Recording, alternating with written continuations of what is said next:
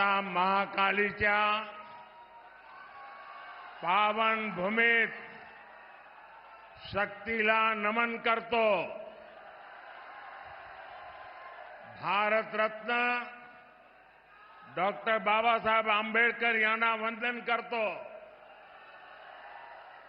चंद्रपूरकरांना माझा नमस्कार. देश में गर्मी का पारा बढ़ रहा है और सियासी पारा भी चढ़ रहा है, लेकिन मैं देख रहा हूं आपके उत्साह में, आपके जोश में और आपके जज्बे में कोई कमी नहीं है. इस बार चंद्रपुर ने भी मन बना लिया है. फिर एक बार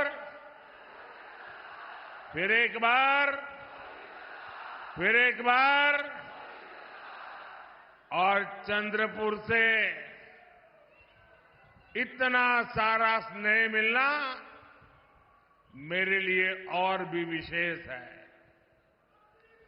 ये चंद्रपुरी है जिसने अयोध्या में भव्य राम मंदिर निर्माण के लिए लकड़ी भेजी. नए भारत की प्रतीक संसद की नई इमारत में भी चंद्रपुर की ही लकड़ी लगी हुई है. चंद्रपुर की ख्याति पूरे देश में पहुंची है. मैं चंद्रपुर के लोगों को बहुत बहुत बधाई देता हूं. कल से नववर्ष और नवरात्रि का पावन पर्व भी शुरू हो रहा है. सभी देशवासियों को इन पर्वों की हार्दिक शुभकामनाएं. समस्त बंधू भगिनींना गुढी पाडव्याच्या आणि नूतन वर्षाच्या हार्दिक शुभेच्छा. साथियों, 2024 लोकसभा चुनाव स्थिरता बनाम अस्थिरता के बीच का चुनाव है. एक और भाजपा एनडीए है जिसका ध्येय है देश के लिए कड़े फैसले लो, बड़े फैसले लो. दूसरी ओर कांग्रेस और इंडी गठबंधन है जिसका मंत्र है जहां भी सत्ता पाओ खूब मलाई खाओ. इंडी गठबंधन ने हमेशा देश को अस्थिरता में झोंका है. एक स्थिर सरकार क्यों और कितनी जरूरी होती है, ये महाराष्ट्र से बेहतर और कौन जानेगा.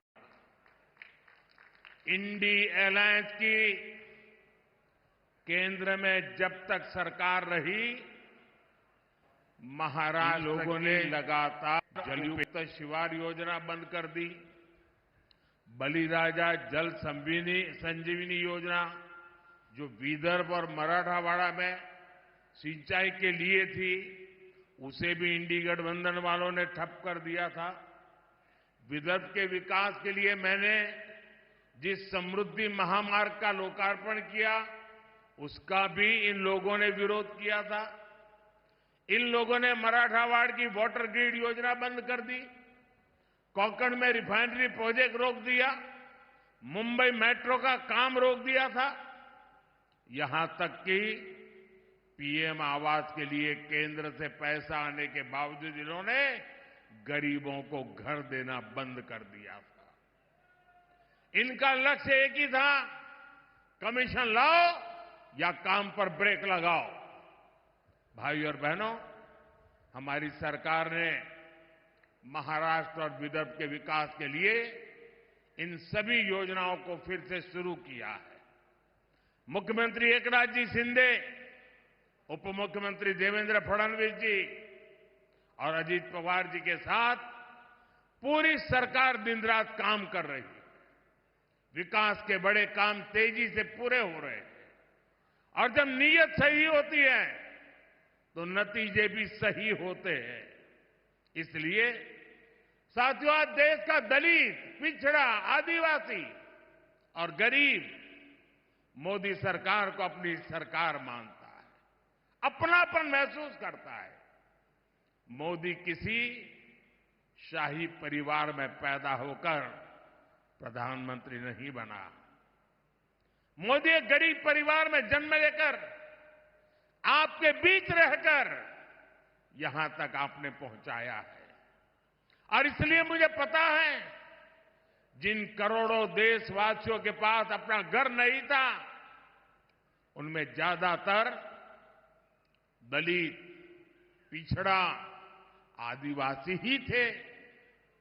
ये दलित, वंचित, आदिवासी ही थे जिनकी बस्तियों में पीने को पानी नहीं था, बिजली नहीं, सड़कें नहीं।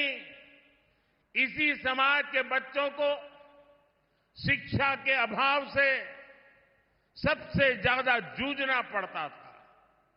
साथियों, इसलिए मोदी ने गारंटी दी थी कि हमारी सरकार दलित, आदिवासी और पिछड़ा परिवारों का जीवन बदलने के लिए काम करेगी।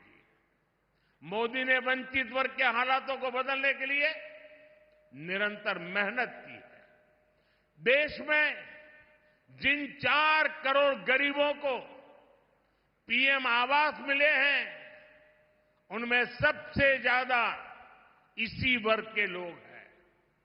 हमने जिन 10 करोड़ से ज्यादा परिवारों को मुफ्त उज्ज्वला सिलेंडर दिया, वो कौन है? वो अधिकांश इसी वर्ग के लोग हैं। हमने वंचित वर्ग के हर परिवार के घर में शौचालय बनवाया है। आज हम 80 करोड़ से ज्यादा जरूरतमंदों को मुफ्त राशन दे रहे हैं। इसमें हमारे दलित, आदिवासी और पिछड़ा ही सबसे ज्यादा है। आपको पीछे मुड़कर देखने की जरूरत नहीं है। आप खुद का लगाओगे भी तो भी दिखाई नहीं देगा। आखिर तक लोग खड़े हैं। यहां कुछ लोगों को मन करता है जरा देखे पीछे कितने लोग हैं। जहां मेरी नजर पहुंचती है, मुझे लोग ही लोग नजर आ रहे हैं। और इसलिए आप लोग पीछे मुड़कर नहीं देखोगे तो चलेगा। आज 50 करोड़ से ज्यादा गरीबों को 5 लाख रुपए तक का मुफ्त इलाज मिल रहा है।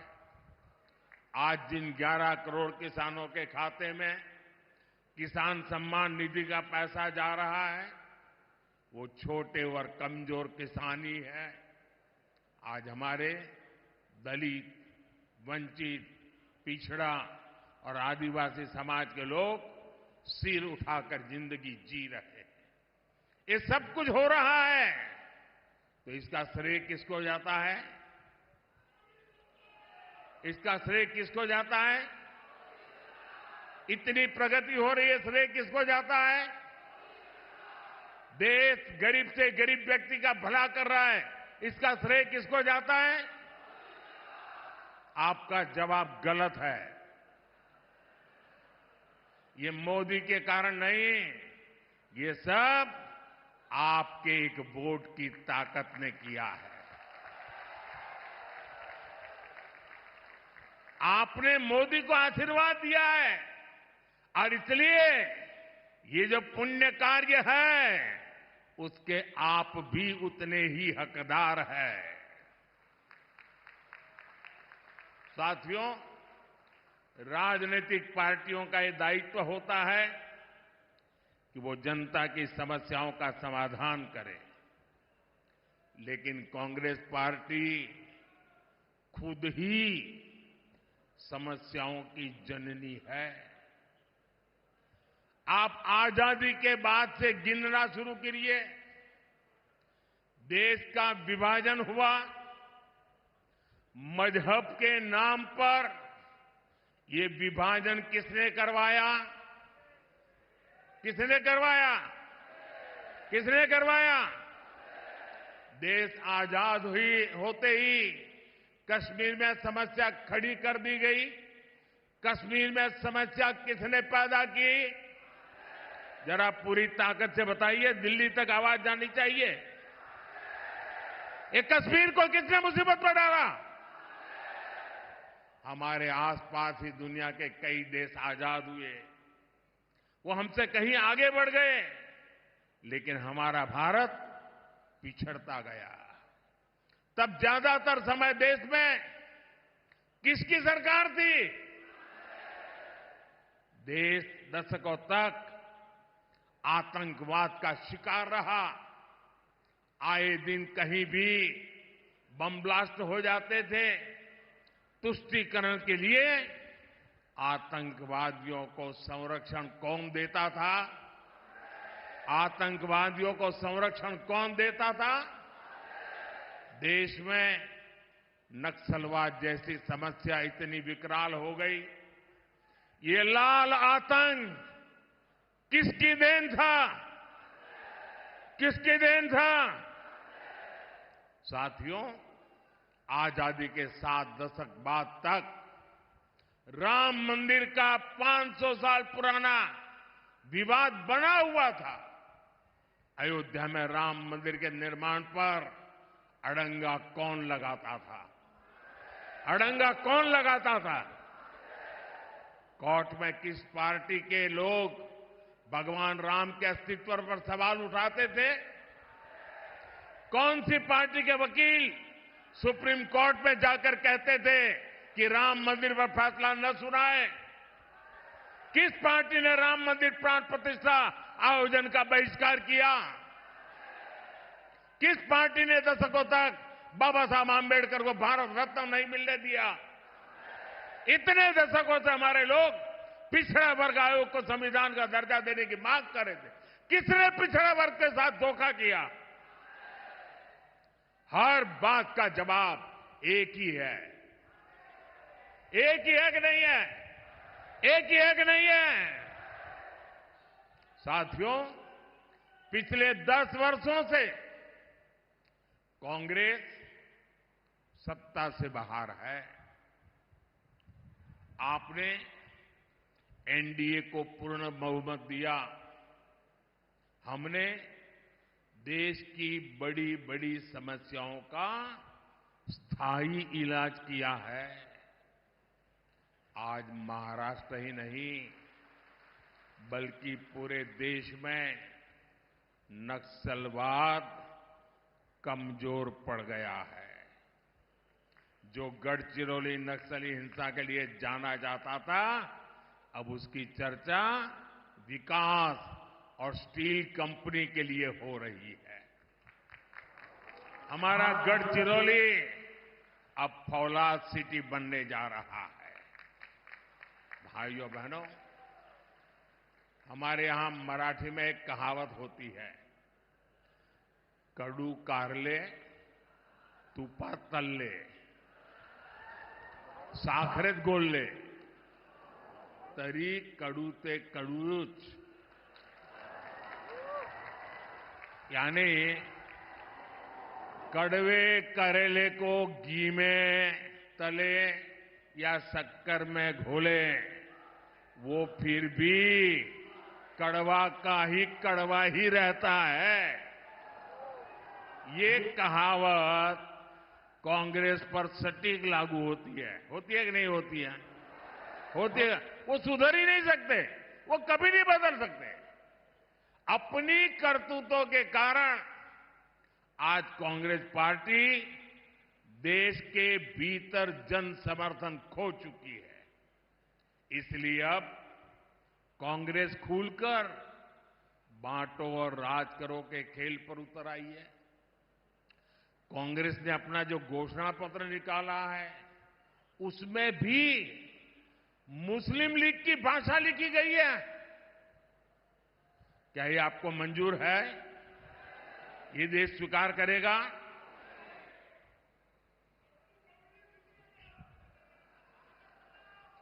इनके सांसद भारत के एक और विभाजन की बात कर रहे हैं। इंडिया अलायंस के लोग दक्षिण भारत को अलग करने की धमकी दे रहे हैं।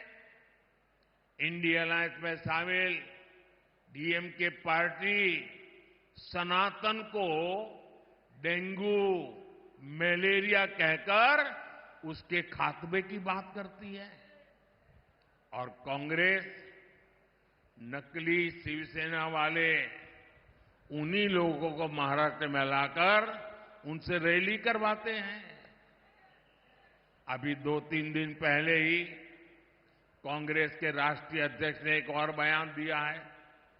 उन्होंने कहा है कि मोदी देश में जहां जाता है दूसरे राज्यों में जाकर के वहां कश्मीर और आर्टिकल 370 की बातें क्यों करता है। आप मुझे बताइए, क्या ये कांग्रेस की विभाजनकारी सोच है कि नहीं है? कश्मीर हमारा है कि नहीं है? पूरे हिंदुस्तान का है कि नहीं है? हमारा सिरताज है कि नहीं है? क्या कश्मीर के लिए ये भाषा हमें मंजूर है? जब छत्रपति शिवाजी महाराज ने